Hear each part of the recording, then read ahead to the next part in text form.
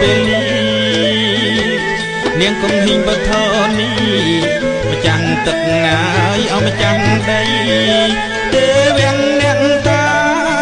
ទេវតាថែរក្សាទឹងទៀង8